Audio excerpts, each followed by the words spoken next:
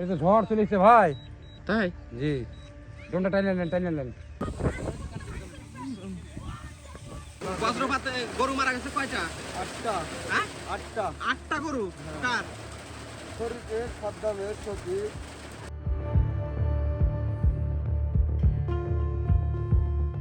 স্বাগতম জানাচ্ছি চরখানপুর সিরিজের আরও একটি নতুন পর্বে। আজকের এই পর্বে থাকছে ভয়ঙ্কর বালুর ঝড়ের মধ্যে আমাদের আটকে পড়ার গল্প, এই ঝড়ের মধ্যে আমাদের ড্রোন হারিয়ে ফেলা এবং আবার কিভাবে ফিরে পেলাম সেই সবের আদ্যপান্ত।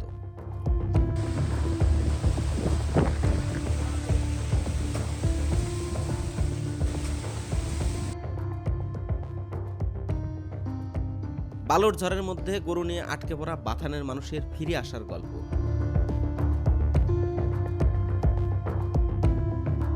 গরম দিতে আছে। ওনরা মানুষগুলো? মানগুলো উঠে পালিয়ে গেছে যে। তুমি কি গরুর সাথে ছিলে? তোমাদের বাসা কি চরখানপুরে ভাই? এই যে বাড়ি।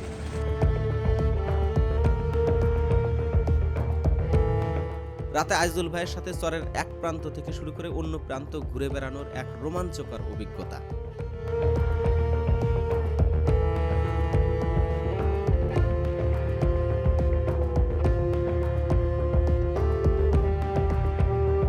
ঝড়ের রাতে আইজুল ভাইয়ের ছেলে স্বপন কাকার মাছ ধরে বাড়ি ফিরে আসার গল্প।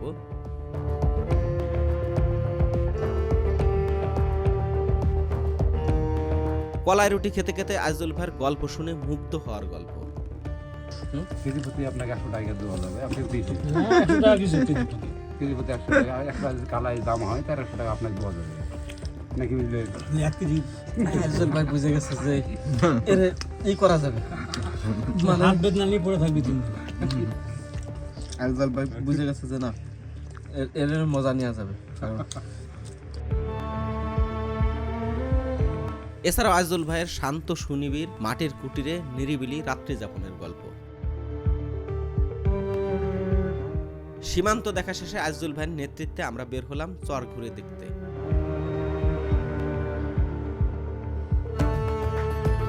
গ্রামের রাস্তায় ধুলো উড়িয়ে যাচ্ছে ট্রাক্টর, শিশুরা খেলাধুলা করছে। এ এক দৌড়াদৌড়ি খেলা, এ ওকে দৌড়াচ্ছে, ও ওকে দৌড়াচ্ছে। দাঁড়িয়ে খেলা দেখতে দেখতে মনে হলো যেন এক মুহূর্তের জন্য শৈশবে ফিরে গেলাম।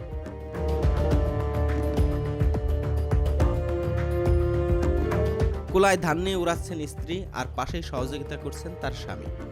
এই সহযোগিতা শুধুমাত্র তার স্ত্রীর জন্য নয়, বা শুধুমাত্র তার পরিবারের জন্য নয়, এই সহযোগিতা আমাদের জন্য। কারণ এই কষ্টের ধানের চালই আমরা শহরে বসে খাই।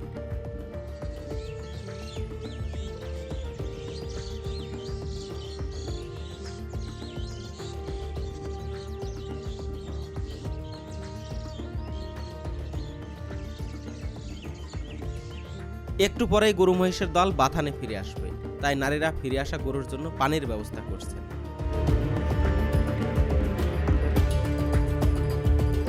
আর যখন গরু মহিষের দল আসবে তখন জাল ছিঁড়ে ফেলবে, এই ভয়ে জাল তুলে ফেলছেন।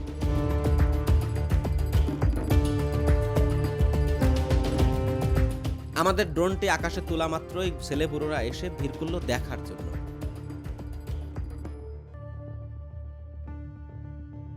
আমরা যেখানে দাঁড়িয়ে ড্রোন উড়াচ্ছিলাম তার থেকে একটু দূরে দাঁড়িয়ে একজন ব্যক্তি বাড়ির উচ্ছিষ্ট কুড়াচ্ছিলেন এবং প্রচণ্ড ধোঁয়া হচ্ছিল, যার ফলে যখন বালুর ঝড় আসছিল তখন আমরা বুঝতেই পারিনি ঝড় আসছে আমাদের দিকে। এই তো ঝড় চলেছে ভাই। তাই? জি, ডোনটা টাইনে নেন। ডোনা বাইস পারবে তো? চলে আসবে, সমস্যা নেই। তুমি দিয়ে দেখতে পাচ্ছি না। আইজুল ভাই বারবার বলছেন ড্রোন নামিয়ে আনার কথা। আমাদের ড্রোনটির হোম পয়েন্ট আপডেট না হওয়াতে আমরা যখন অটোমেটিক ল্যান্ডিং দিচ্ছিলাম তখন সেই ড্রোনটি নামছিল নদীর মাঝখানেই। প্রচণ্ড ঝড়ে সবাই যার যার মতো দৌড়ে পালাচ্ছে, শুধুমাত্র আমরা কয়েকজন দাঁড়িয়ে আছি ধুলোবালির মধ্যে। চরম উৎকণ্ঠা ও দুশ্চিন্তা সকলের চোখে মুখে, কারণ সারাদিনের ভিডিও রয়েছে ড্রোনের মেমোরি কার্ডেই। প্রথম বাতাসের দৌড় কিছুটা কমে আসলে ড্রোনটি হাতে পেলাম, তবে হাতে আসতে না আসতেই শুরু হলো ভয়ঙ্কর বাতাসের দৌড়।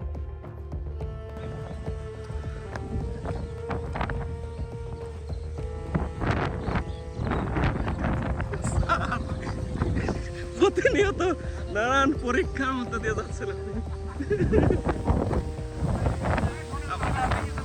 হ্যাঁ হ্যাঁ ভাই কোনের পাখা গলা তোলা করার তোকে আমার স্যার সারা জীবন আমার পরীক্ষা নিছে, আজকে স্যারের পরীক্ষা দিতে হলো আমাকে।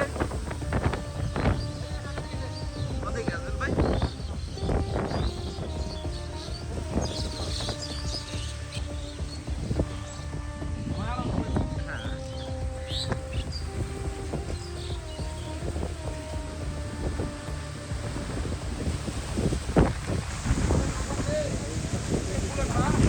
হ্যাঁ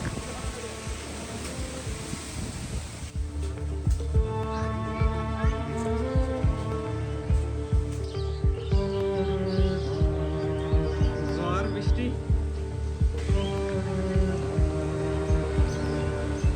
এত ধুলা।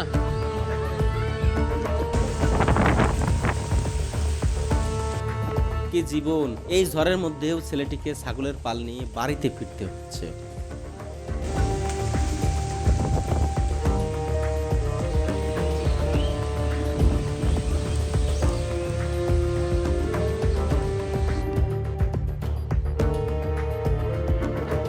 দোকানে কিছু সময় দাঁড়িয়ে আইজুল ভাইকে সাথে নিয়ে আবার গেলাম নদীর পাড়ে। যদিও প্রচন্ড ঝড়ে টিন উড়ে মৃত্যুর ঝুঁকি ছিল। এই দেখুন কি পরিমাণ ধুলি ধূসর অবস্থার সাথে লড়াই করে এখানকার মানুষ জীবনযাপন করে। একটি ঘরের পাশে দাঁড়িয়ে আশ্রয় নিয়েছি, যে বাতাস কিছুটা কম লাগে, বালি কিছুটা কম লাগে, কিন্তু এই যে দুর্গম পরিবেশ, দুর্ভেদ্য পরিবেশে কিন্তু তাদের চলতেই হচ্ছে। প্রচন্ড ঝড় বৃষ্টি হচ্ছে, যারা গরুর বাথান পরিচালনা করে তারা চলে এসেছে এই বালির মধ্যে ডাঙার দিকে। কিন্তু এই ঝড় বাতাস কিভাবে সামলে নেবে তারা এই যে ছোট্ট বাড়িতে থাকে জানি না। ওপাশে দেখুন মহিষ গরু দিগন্ত জুড়ে যতদূর দেখা যায়। এই যে আইজুল ভাইদের বাড়ির সামনে দিয়ে যে নদীটি গিয়েছিল, যে খাল, সেই খালের এখানে এসে আশ্রয় নিয়েছে। চরখানপুরে সবসময় আপনাদেরকে সৌন্দর্য দেখায়, বারবার বলি এখানে জীবনযাপন করা অনেক বৈরী আবহাওয়া, অনেক কষ্ট, অনেক দুর্ভোগ, ঝড় বৃষ্টি, কিন্তু আজ কিন্তু সেইটা আমাদের কপালেও জুটে গেল। প্রচণ্ড ঝড় বৃষ্টি হচ্ছে, বিদ্যুৎ চমকাচ্ছে, এখানে থাকার খুব একটা নিরাপদ নাই। যদি এখান থেকে আশেপাশে কোনো টিন বা কোনো কিছু ছুটে এসে লাগে তাহলে কিন্তু আমাদের জীবন ওষ্ঠাগত হয়ে যাবে।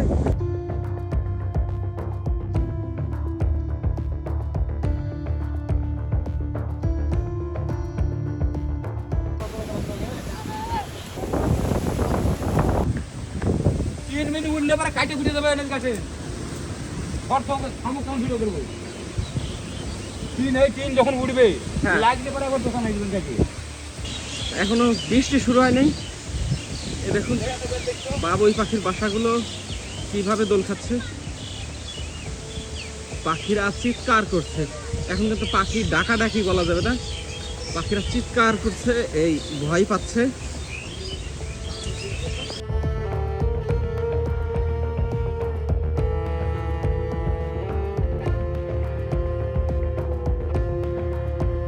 ঘরের মধ্যে বালি উঠছে, ওনারা এখানে আশ্রয় নিয়েছে।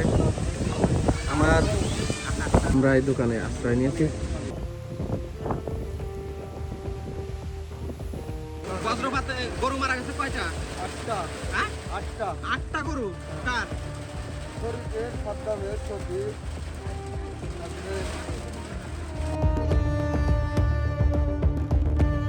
বৃষ্টি শুরু হয়ে গেছে। আইজুল ভাই তাদের চরের যে মানুষজন রয়েছে তার একসময় বন্ধু অথবা এখানে যাদের সাথে বসবাস করে তাদের সাথে বসে আড্ডা দিচ্ছেন।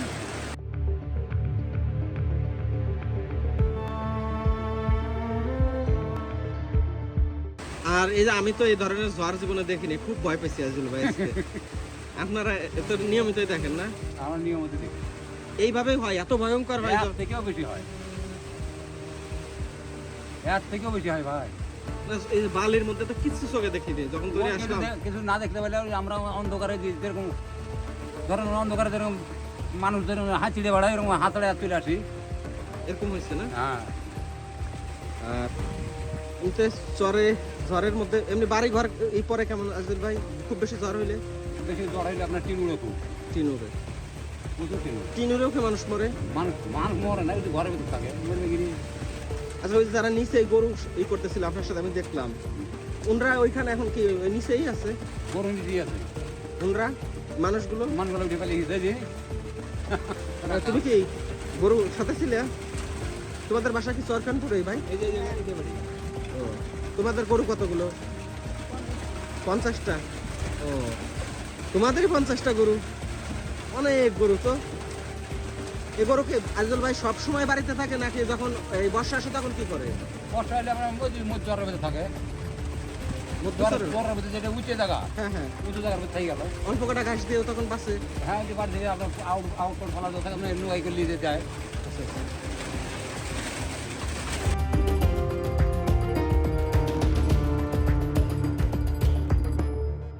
পানি হাঁটেন, পানি টানি চলে এলে আমরা যাই। হ্যাঁ, এখান থেকে দূর না তো আজল ভাই বেশি নাকি? দূর না, যেটুকু আছে এটুকু যাতে ভিজে থাকতে দিবে। হুম, এই পানি দিয়ে আর 20-25 দিন আগে হলে হ্যাঁ।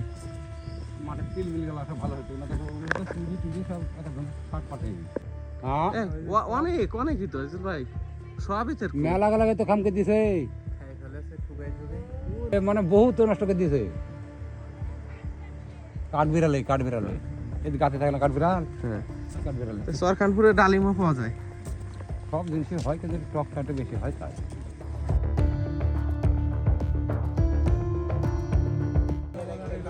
চরখানপুরে রাতে আইজুল ভাইয়ের বাড়ির কাছে যে দোকানটি রয়েছে, এখানে আড্ডা হচ্ছে। গ্রামের মানুষজন সবাই এসে বসে গল্প করছেন।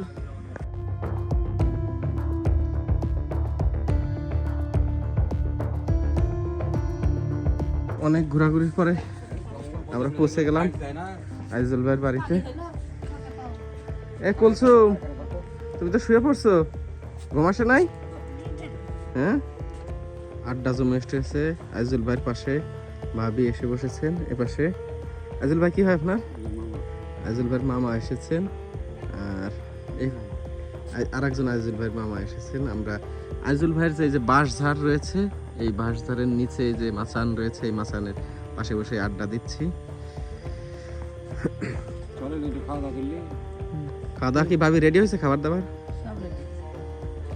রুটি কি ঝড়ের আগে হয়েছে না পরে ভাবি? রুটি বেশি বানাতে পারেনি, 3 রুটি বানাইছে। ভাবি, যদি ঝড়ের সময় রুটি হইতো, হ্যাঁ, তাহলে আটা কিন্তু ডবল হইতো আজকে। ধরেন যে আজকে যদি 1 সের আটা ই করা হইতো, তাহলে আরো 1.5 কেজি আর 1 কেজি বাড়তো। বাড়তো না আইজুল ভাই? আমাদের মাথা ঝাড়া দিলে মোটামুটি মাথা ঝাড়া দিলে না হলে কম করে, না হলে হাফ কেজি করে বাড়াবে। টুন ছেড়ে দিয়ে টুন আমরা টুন হারিয়ে গেছিল, বড় লেভেলে ছিল দিয়ে ময়ূরের কাছ থেকে আবার ঘুরিয়ে নিয়ে আসলো। ওই ধরে সাইকেল কত কষ্ট। আর আমরা আর বালুচারের ভিতর পড়ে আছি, আমরা অন্ধকারে। আইজুল ভাই, দেখ কারটা খারাপ হয়নি, ভালো হয়েছে। আপনার ভয় লাগে না যখন ড্রোন হারাই এই ঝড় শুরু হলো? আমার ঝড়ে তো আমার ভয় লাগছে না, আমার ভয় লাগছে আমার যে ড্রোনটা হেরে গেলে তখন আরেক জামালা।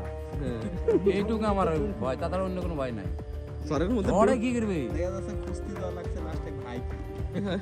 ভাই সাথে কেউ রে আর খুঁজে দিয়ে পাবো কোনটি? চলে গেল ইন্ডিয়ার ভিতরে, তো যাওয়া যাবে না ভাই। না, তাহলে বাংলাদেশের ভিতরে করলে না, খুঁজে খুঁজে দেখবো। আবার যদি ওর মেসেজ যদি কলমল যদি বাজে, মেসেজ কল নাই ভাই, তাহলে কি করবে?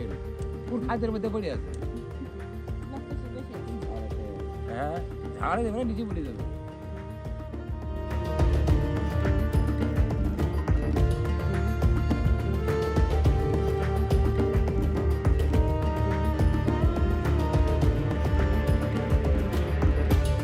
আইজুল ভাই, আমরা খাবার কি আয়োজন? রুটি তো 3টা বানাই, ভাবি আর বানাইতে পারে না মনে হয় না? বয় রিজভি বয়, সবাই আজকে এখন গোল হয়ে বসি। ভাবি খেয়েছেন? আপনারা খাইছেন? শেষ। আইজুল ভাই, ভাবি খাইছেন? এই রুটি খাওয়া হেভি কঠিন, এটা কিন্তু শহরের রুটি না। অরিজিনাল। হ্যাঁ, একদম। রাতে আয়োজন ভাবি আমাদের জন্য কলাই রুটি রেডি করেছেন। এটা কি হয়? 3টি রুটি আইজুল ভাই শুরু করে দিচ্ছেন না? হ্যাঁ, হবে নুন ঝাল রাখা দিয়েছে।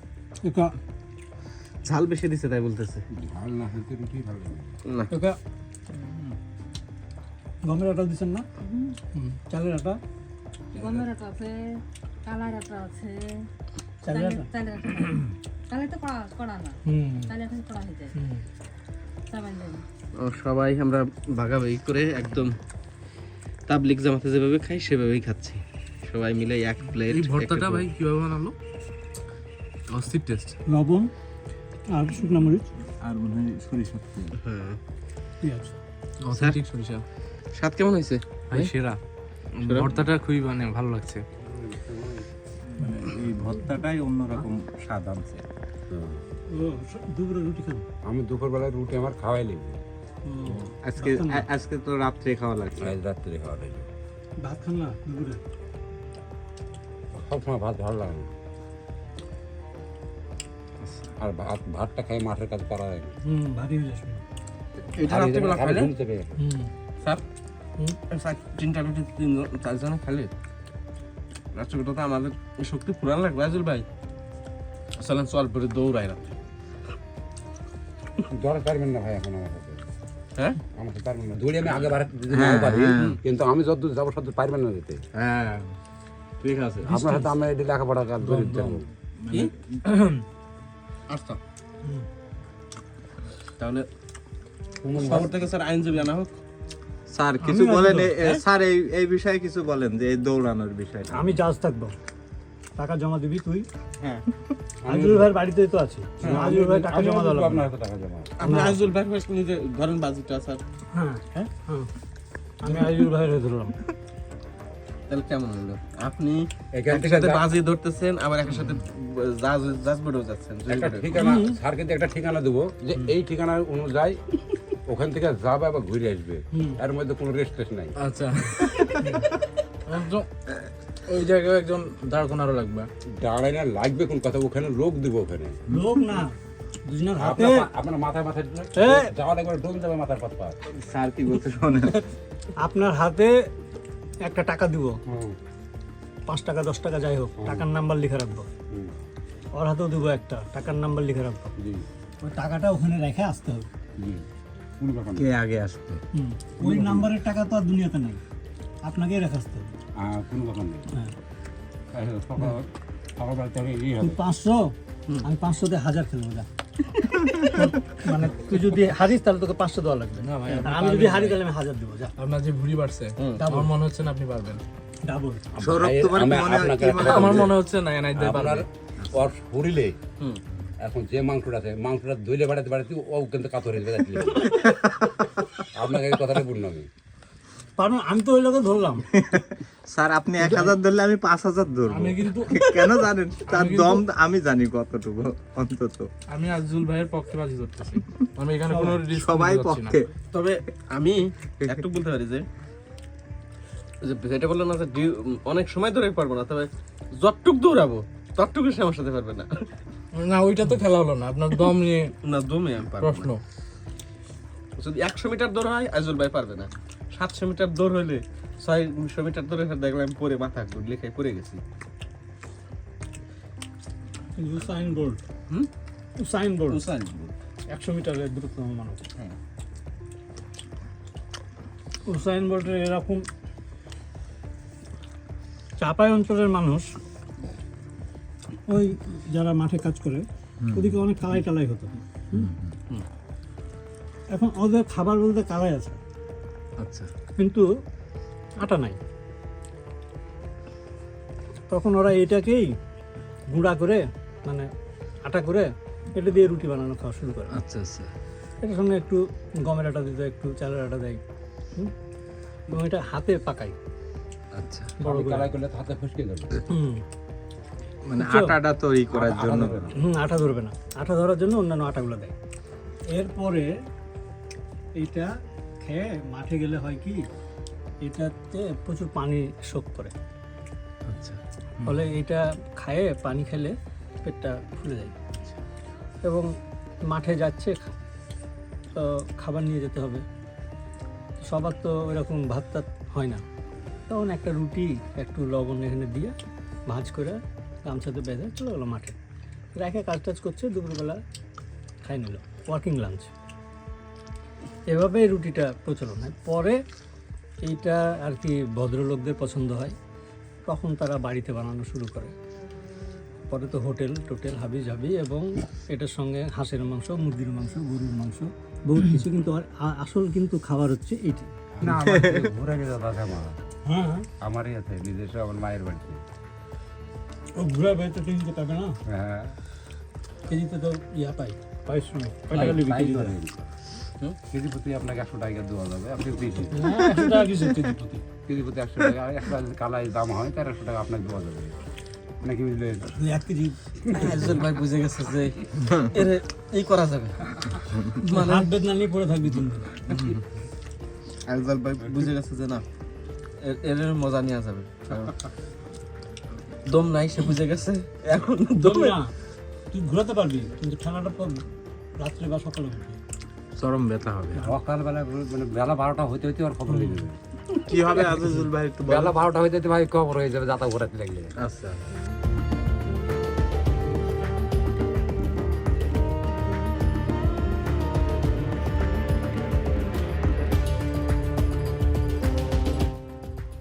কুকুরগুলো এইভাবে চিৎকার করে গেল কেন? শিয়াল আইছে, শিয়াল দেখতে গেল এই রাত 11টার সময় শিয়াল চলে আসছে। 11টা মানে দিনের বেলা দিলে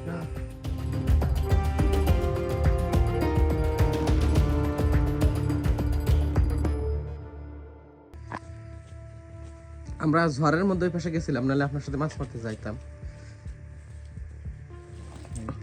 ও কাকা, বাইলে মাছ, পুঁটি মাছ, চান্দা মাছ, বগ মাছ, হ্যাঁ পিওলি মাছ। হ্যাঁ।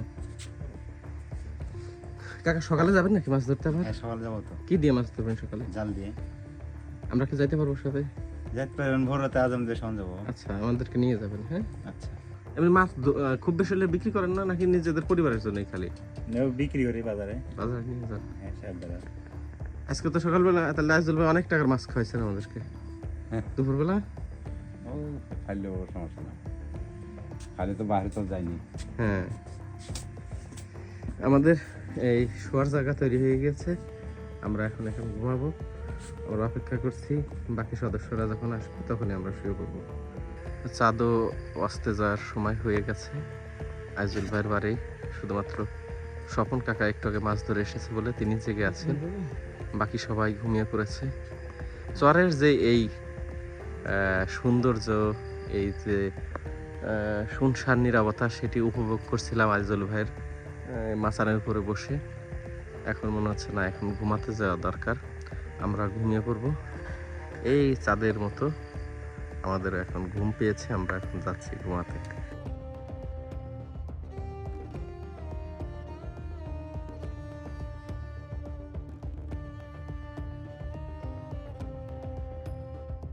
শুভ সকাল সবাইকে।